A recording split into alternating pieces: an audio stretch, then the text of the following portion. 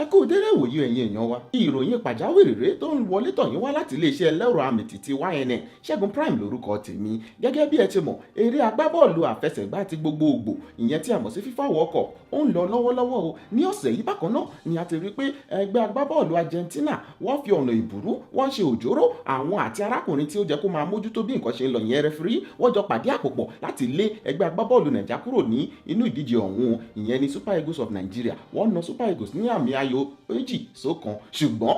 ẹ̀rí iṣẹ́ Ọlọ́run bí Ọlọ́run tí kìí sùn Ọlọ́run tó jẹ́ wípé ó kọ̀ fọwọ́ lẹ́rọ̀ báyìí ni òun Argentina ó mọ̀ pé ìyá wọn ó ń bẹ níwájú lónìí bí mo ṣe ń bá yín sọ̀rọ̀ yìí a rí wípé ẹgbẹ́ agbábọ́ọ̀lù Faransé tí a mọ̀ sí France wọ́n na Argentina wọ́n lò wọ́n nílùú bàrà wọ́n ṣe wọ́n bọ́ ṣe ṣojú ìyẹn ló ń pè ní yam pepper skata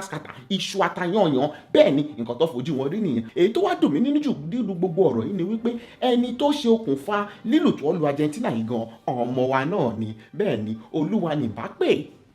olúwa ní bá pè òun nìkan ó fi méjì sí o ó kàn náà wọ́n ní àfikà yìí ó tún fi ìkejì sí ìgbòlà